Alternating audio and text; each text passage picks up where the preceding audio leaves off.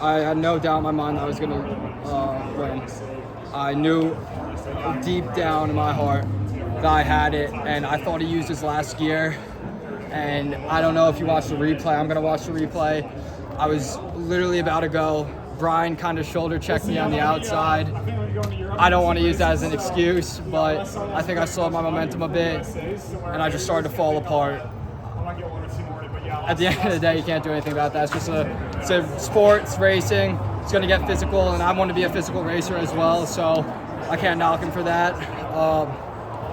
At the end of the day, I just wanted to win, and when I saw Hampton pass me, I was still giving everything because I thought I had him. I just used all my gears, and now I'm going to do everything in my power. I don't want to have that feeling again, you know. When I go out here, I want to win, and I'm going to try my hardest never to lose again on the college level.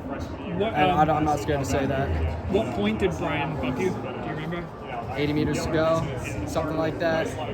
But, you know, you go out here, I'm one to never look at who's going to be in my race, whatever. I obviously have an idea who you're going to be competing against, but I'm not intimidated by any of these guys. I'm scared as hell when I get out here. I'm shaking, I'm nervous, I can't hold a conversation with people.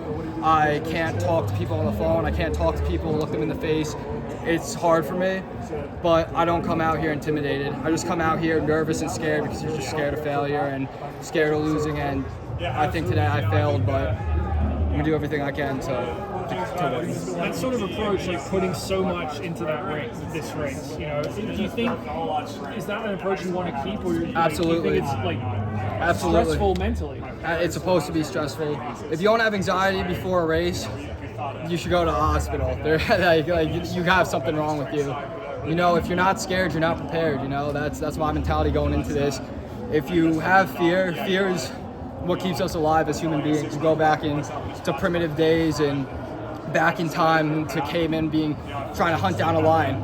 Bro, their brain's going crazy, you know? Like, they're going insane.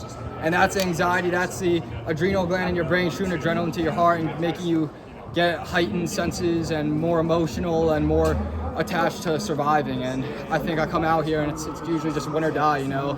To me, it just doesn't matter unless you win. And obviously, you just acknowledge today and move on. I'm not going to be stuck dwelling on this. I'm going to probably have a good hour or two of crying to myself, but, you know, that shit has to happen if you want to reach the next level, you know? If you're not emotionally invested and it doesn't affect your day-to-day life, I don't think you care enough. But that's literally that's for me. I don't know how other people function. I just could only speak for myself. And I know people are going to comment and say, oh, that's a horrible way to be. Oh, blah, blah, blah. Well, you're sitting on your phone in the middle of the day just talking to some kid online. Like, go get up and do something, you know? Like, that's just my mentality towards it. Marco, I don't know if you're a fan of the Rocky movies, but he says, you know, being afraid, that makes you a better fighter. Do you believe in that?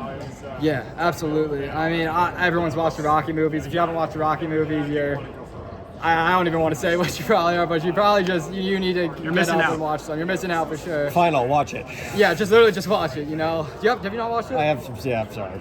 I know, man. Jesus, sorry. man. Well, you better go home tonight and watch it, please. Or on the plane ride back, wherever you're from. But, however, I think if you don't have that sense of fear, you're not emotionally invested enough. And if fear is that's for me how I know I'm prepared. If I'm not scared, I start to get a little stressed out because I'm like, what do I not care? And my coach, Marcus O'Sullivan, he would get so scared before races sometimes I would forget if he warmed up or not. You know what I mean? He's a world champion, world record holder in the 4x mile with Eamon Coughlin, Frank O'Mara, and Ray Flynn. So being around guys like that, like they were all scared as hell too when they were racing, you know? If you're not scared, you just know you're not emotionally invested. I probably said that like 8 times in however many minutes this was, but you just got to be, I think you just got to be invested in what you're doing, and this is my life. This is really, at the end of the day, all I have, and this is where I feel acceptance from the world, you know. And I mean, as a kid, I didn't feel like I was too accepted. I have love for my mom, obviously my sister, but besides that, I never felt that unconditional feeling, you know. So I think everything in my life, especially in the sport, everything's conditional. You know, you could be great on the day, lose the next day, no one cares about you. So you got to keep doing what you can to win and succeed and be at the top level. And at the end of the day, I want to be the best runner in the world, so I got to be winning stuff like this, you know. And today didn't come out. I mean, I had 2 some of the best runners. I mean, Hatem Samuel, like from Eritrea, one of the best runners in the world.